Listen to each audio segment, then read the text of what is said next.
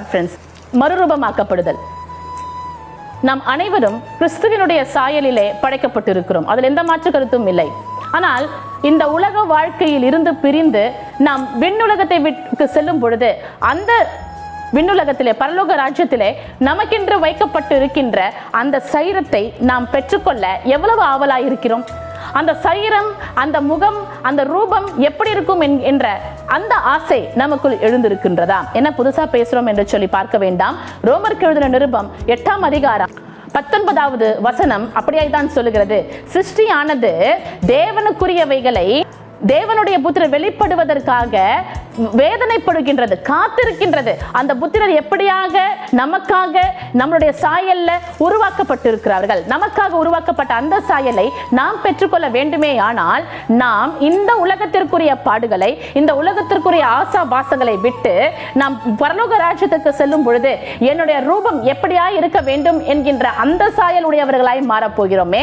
அதை நாம் என்றாவது சிந்தித்திருக்கிறோமா? நான் எப்படிப்பட்டதான ஒரு வாழ்க்கையை நான் இங்கு வாழ வேண்டும், நான் அந்த பரலோக ராஜ்யத்திலே எனக்கென்று கர்த்தர் வைத்திருக்கின்ற அந்த மறுரூபத்தின் முகத்தை நான் பெற்றுக்கொள்ள நான் இங்கே நான் என்ன செய்ய வேண்டும் யோசித்து இருக்கிறோமா? வசனம் சொல்லுகிறது, ரோமர் 8ஆம் அதிகாரம் 23ஆம் வசனம், அதுவும் அல்லாமல் ஆவியின் முதல் பழங்களை பெற்று நாமும் கூட நம்முடைய சரீர மீட்பாகிய புத்திர சுவிகாரம் வருகிறதற்கு காத்திருந்து நமக்குள்ளே தவிக்கிறோம். புத்திர சுவிகாரம் நமக்குள்ளே வருவதற்காகத்தான் தவிக்கிறோம். எப்படியாக? விசுவாசிக்கிறோம். கர்த்தர் எனக்காக நல்ல ஒரு வாழ்க்கையை கொடுத்து இந்த வாழ்க்கையிலே கர்த்தரை மகிமைப்படுத்த, பரலோகத்தின் திட்டத்தை இந்த வாழ்க்கையிலே வெளிப்படுத்த, பரலோகத்திற்கு இயேசுவுக்காய் என் ஜீவனையும் கொடுக்க நான் தயார் என்கின்ற நிலை வருகின்றது அல்லவா? அது வரையிலும் இந்த ஜீவனுக்கு பிற்பாடு எனக்கென்று ஒரு சரீரம் அங்க மேல ரெடி ஆயிட்டு இருக்கு இல்லையா? அந்த மகிமையின் சரீரத்தோட நாமும் சென்று ஐக்கியமாகப்பட போகிறோமே. அந்த நாளுக்காய் நீங்களும் நானும் காத்து கொண்டிருக்க வேண்டும். வசனம் நமக்கு கற்றுக் கொடுக்கின்றவைகள் அவைகள் தான். காணாதவைகளைத்தான் நாம் விசுவாசிக்க வேண்டும். கண்டு விசுவாசிப்பது ஒன்றுமில்லை. வசனம் அதுதானே சொல்லுகிறது.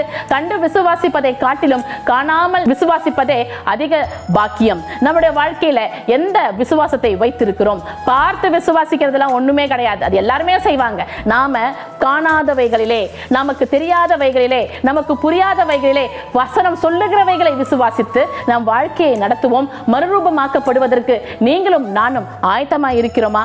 எச்சரிப்பின் சத்தம் உங்களுக்காக. Have a blessed day. Praise be to God.